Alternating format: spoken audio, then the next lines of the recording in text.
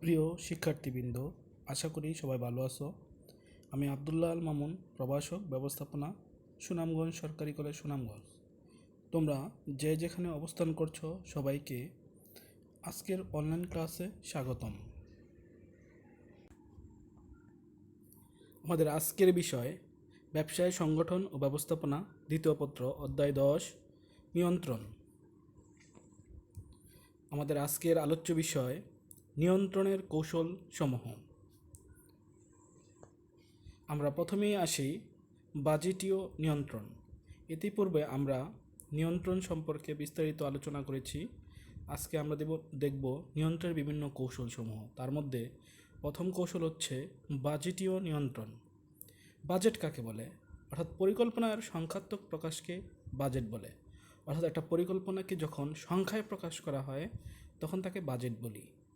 যেমন একটি প্রতিষ্ঠানের 2021 সালে বিক্রির লক্ষ্যমাত্রা 100 কোটি টাকা, এটাই একটি বাজেট।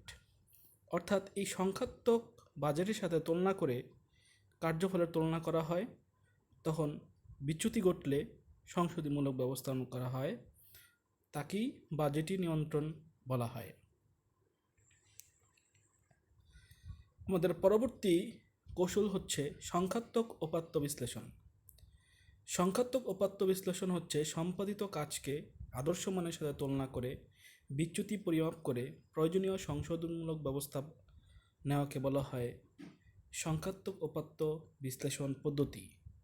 অর্থাৎ একটি প্রতিষ্ঠানের সাপ্তাহিক উৎপাদনের আদর্শ মাত্রা হলো 500 একক, কিন্তু সপ্তাহ শেষে প্রকৃত কার্যফল পরিমাপ করে দেখা গেল উৎপাদন হয়েছে 450 একক।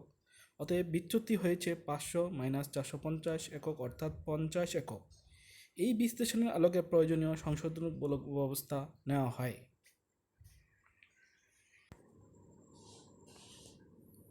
আমাদের পরবর্তী কৌশল হচ্ছে পার্ট। অর্থাৎ PERT means program evaluation and review technique. অর্থাৎ কোনো কাজ কখন শুরু হবে এবং কখন শেষ হবে তা নির্ধারণ করার পর একটি চার্টের মাধ্যমে কাজগুলো সংযুক্ত করা যায়, সেই পদ্ধতিকেই পার্ট বলা হয়। অর্থাৎ পার্টের মাধ্যমে একটি বৃহদায়তন প্রতিষ্ঠানে আধুনিক নিয়ন্ত্রণ কৌশল হিসেবে ব্যবহৃত হয়। এ পদ্ধতিতে একটি কাজের সাথে অন্যান্য কাজের আন্তঃসম্পর্ক দেখানো হয়। বিভিন্ন কাজ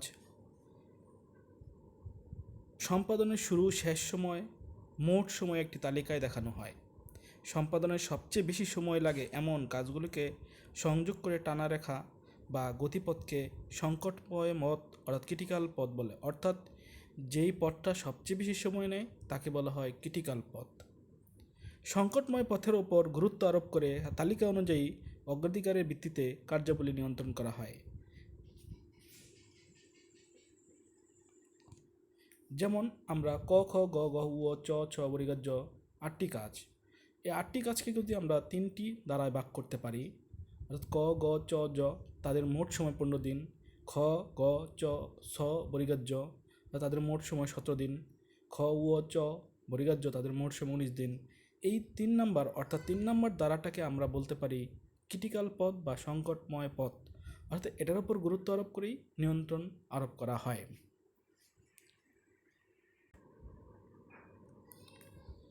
একটি প্রকল্পের উপাদানগুলোকে বিভিন্ন অংশে কাজ, ঘটনা, স্থায়িত্ব ভাগ করে তাদের আন্তঃনির্ভরশীলতা ও সম্পর্ক দেখানোর জন্য প্রণীত নকশাকে নেটওয়ার্ক বিশ্লেষণ অর্থাৎ পার্টও বলা যেতে পারে।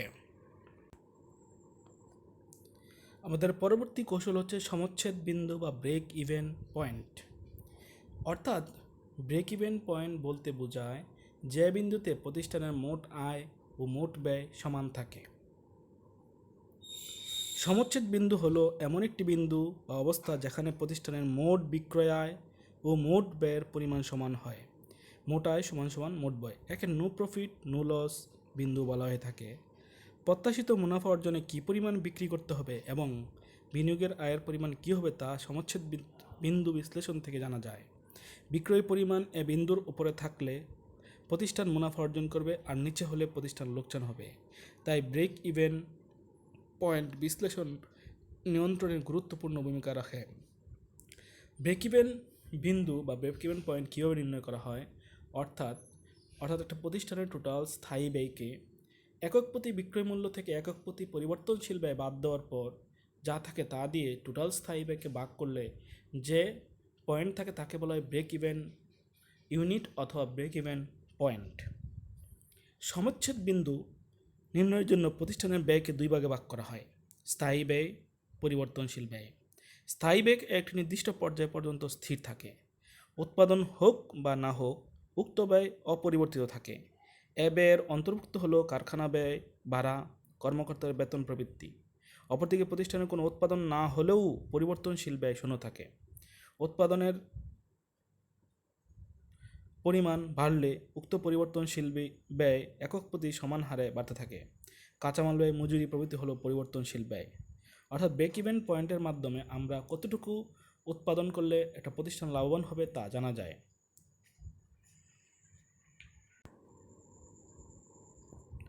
আমাদের পরবর্তী কৌশল হচ্ছে বেঞ্চ মার্কিং।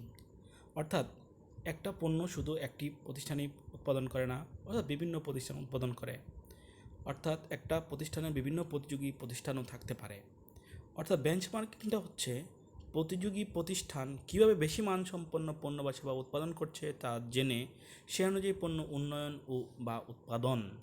অর্থাৎ অন্যান্য প্রতিষ্ঠান একটা পণ্যর গুণগত মান কীভাবে বজায় রাখছে তা জেনে হুবহু ওইরকম করাকে বলা হয় বেঞ্চমার্কিং। অর্থাৎ এখানে টোটালি অনুকরণ করা হয় না, অর্থাৎ কিছু কিছু ক্ষেত্রে তাদেরটা অনুসরণ করা হয়ে থাকে।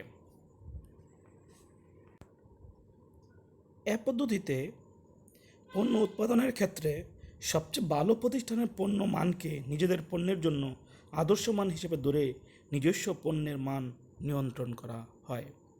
অর্থাৎ নিয়ন্ত্রণে আরও বিভিন্ন কৌশল রয়েছে, এর মধ্যে গুরুত্বপূর্ণ কৌশলগুলি আলোচনা করা হলো। আরও বিভিন্ন কৌশল রয়েছে, যেমন গ্যান্ট চার্ট, বিনিয়োগের উপর প্রাপ্তি বিশ্লেষণ, বিশেষ প্রতিবেদন, অভ্যন্তরীণ নিরীক্ষা, ব্যক্তিগত পর্যবেক্ষণ ইত্যাদি।